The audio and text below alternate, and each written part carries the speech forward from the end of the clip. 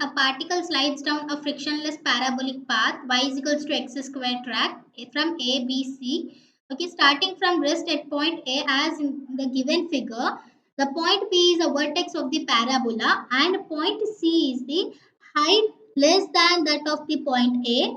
After point C, okay, the particle moves freely in the air as a projectile. If the particle reaches the highest point at P, then so, in order to understand all those, first let us move step by step. What they are saying that there is a particle which is moving from point A to B, and then see this ABC is a parabolic track, frictionless parabolic track, and after see there is no parabolic track. The particle is moving the freely in the air.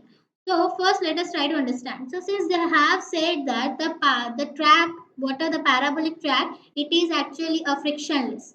So what happens is as the particle is moving on the frictionless parabolic track, its total energy of the particle remains conserved in this case because the friction is absent over here on this track. The total energy of the particle remains conserved at each and every instant, at each and every point during this motion. Okay, up to C, at every instant, the total energy of the particle remains conserved since it is a frictionless. And after C, since the particle is not moving on the parabolic track, it is continuing its motion in the air, and they have also not provided anything about the air resistance. Then we assume that there is no the air resistance is not present over here.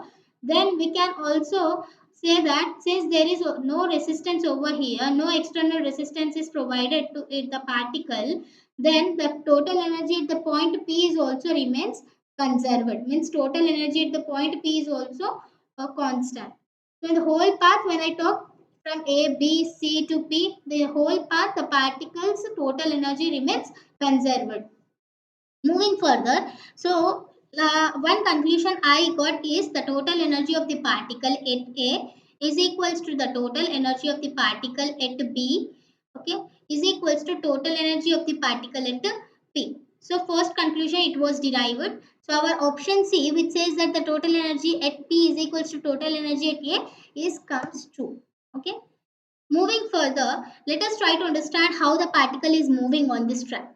So they have said that the particle is starting from rest at the point A. Okay, starting from rest at the point A as given in the figure. So when this particle is at the point A, here its kinetic energy is zero because it is at rest. So when I talk about the total energy of the particle at point A, it is completely stored in the form of potential energy. Means the particle at point A, it won't possess any kind of kinetic energy. Its total energy is completely in the form of potential energy. As a particle moves down, its height from the ground is continuously decreasing, right? So due to the decrease in height, the potential energy also decreases in this case. And as the particle is moving from, okay, as a particle is moving from top to bottom, its velocity is continuously increasing. So here what happens, the kinetic energy goes on increase. So when the particle comes to at the point B, its total energy is completely in the form of kinetic energy, because at the point B what happens is its potential energy becomes zero, that is minimum. Okay, and its total energy is in the form of now kinetic energy.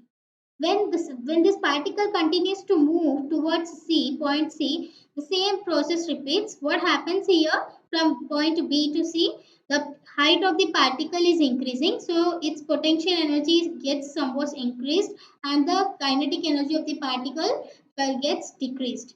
So at the point C, we can see that the velocity of the particle does not become zero. Okay, now since it has not reached its highest point, so its velocity at the point C is not zero.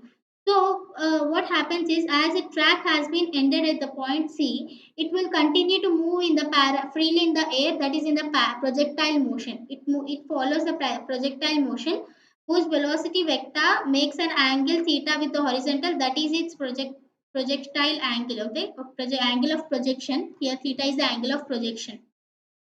So when the particle moves in the freely in the air, in the performing a projectile motion, we can see that when the particle reaches the highest point P, at that point we may assume that the kinetic energy of the particle is zero, but that is wrong, because here the vertical component of the velocity is zero, but the horizontal component of the velocity at the point P is not equals to zero.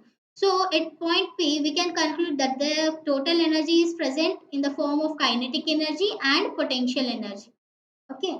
So now moving further, let us comes to the when I see the particle total kinetic energy of the particle at point B, here I can conclude that the kinetic energy of the particle at a point B, okay, at point B is greater than the kinetic energy of the particle at point P, because here the total energy is in the form of kinetic energy at the point B, whereas the particle's total energy is not completely in the form of kinetic energy. Here the total energy is divided into some part of the kinetic energy is present in some part of kinetic energy and some part of potential energy. So total energy is not completely present in the form of kinetic energy or completely in the form of potential energy. The total energy is divided into some part into the kinetic energy, and some part is in the potential energy, is present in the form of potential energy. So here comparing to the point B, when I compare it to kinetic energy with